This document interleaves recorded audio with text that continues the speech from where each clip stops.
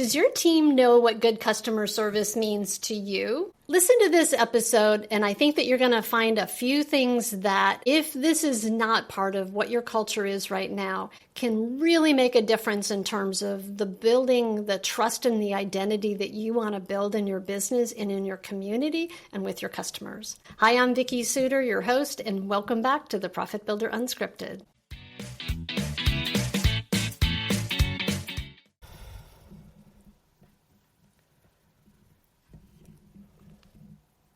What do you think of when I say the words good customer service? Like what comes to mind for you? Is it that like you do really great work and that things are always like top notch and the best quality and the best results or best finishes? Does good customer service mean that you send people presents and gifts? Does good customer service mean something else to you?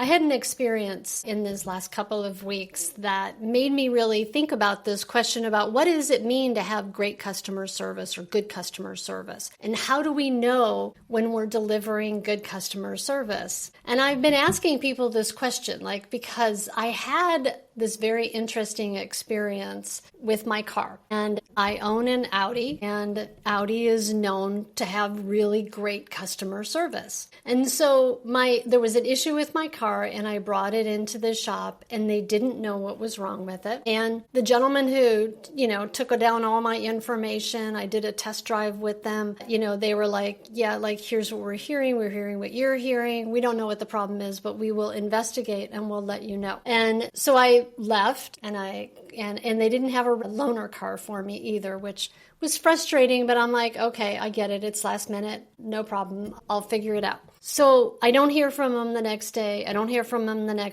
then the day after that, I start tracking him down, the service guy. And I'm like, what's the deal? And I leave him a message and I don't get a call back. And then I call back the next day, and now it's Friday and it's towards the end of the day and I'm still not hearing back from him. And I'm on hold and I wait and I wait. And then I finally have to leave a message for him. Monday rolls around and I still don't hear from him. Monday afternoon. And now I'm also calling the service manager who's not responding as well.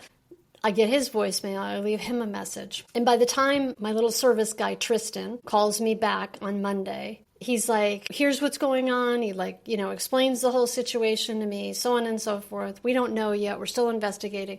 But we're going to do everything we can to help you out. And we're not going to charge you for the analysis. I know I originally told you we were going to charge you, but we're not going to charge you. And I can tell by Tristan's voice that Tristan thinks that they are being good guys. They're being good Audi, that they're delivering good customer service. And I listened to him, I let him finish what he was saying, and I said, Tristan, here's the deal. I said, I appreciate that you're not going to charge me for this assessment and this analysis. That's great. And I appreciate that he's also at that point said, hey, we'll get a loaner car figured out for you.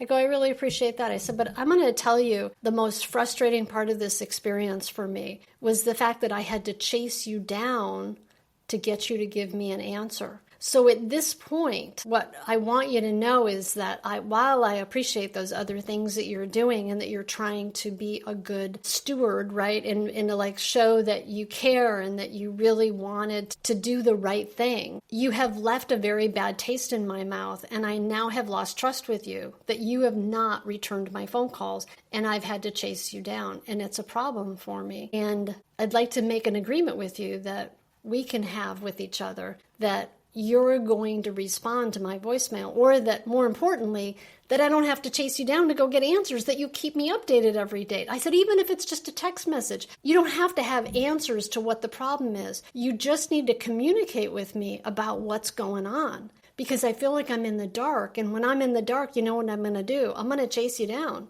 I want to know what's going on. And he apologized. He said, I never want to have somebody have that experience. It was great. He goes, I'm going to give you my cell phone. Gave me his cell phone number. He goes, I will text you with updates. And from that moment forward, Tristan kept me updated. He texted me every day or every other day, but he kept his word about what he was going to do, and he kept me informed. And if I had not had that conversation with him, I would have just stewed on it. which most people won't have that conversation with us, right? How many people don't want to confront us? How many people don't want to have that difficult or that hard conversation? And then they just have this conversation around about how we are and who we are in our businesses that actually is a bad conversation, a negative conversation, one where they don't trust us, where they don't believe us, that they just go, you know what, I'll never refer them. I'll never do that again. And so it just, I'm sharing this story with you not to bash Audi. I love my car. And ultimately, Audi figured out what the problem was and they fixed it and they handled it and they didn't charge me and it was great, right? They did everything that they needed to do. But if Tristan had continued to not keep his agreement and make me chase him down, there would have been a bigger problem there, right? It would have deteriorated Audi's reputation. Now, does Audi need me to uphold their reputation? Their car kind of stands for themselves. Well, no, they don't. But for us little business owners out there trying to run a business, working really hard to do quality work, and Audi does quality work, they make beautiful cars. But the people who work for Audi are the ones who leave the experience in the customer's mind. And the question for us, for you and me here today as business owners is, does our team represent taking care of our customer? Do we know what the definition of good service actually is? Because in Tristan's mind, it was, we go above and beyond in terms of taking care of your car. It had nothing to do with his communication. He learned something that day. I learned something that day. And as I'm sharing with you, it's like, have we communicated with our teams and have we let them know that part of what builds a reputation of a business that is trusted, where people refer us, where people want to come back and do work with us again, where we are building an identity of a business that is respected and trusted in our community, really is so fundamental and so much around how we communicate. And are we good communicators? Do we keep in? What does good communication mean, right? So in the case of my buddy Tristan, it meant keep me updated, right? How often do we do that with people on projects and construction projects that we just keep going along, but we don't have a regular schedule for keeping them updated? The most successful contractors I know have a way of keeping people updated every single solitary week on their schedule and on their dollars and on critical key items that they need from them, right? Whether it's change orders, selections, whatever. The other thing is a really simple thing. Do what you say you're going to do when you say you're going to do it. I find for me, I don't know about you, but this is such an important thing that I feel like my word is my identity. My word is what it is that is so important to me, that when I keep my word and I keep my agreements, I feel like I build trust with people. And I know that that's true.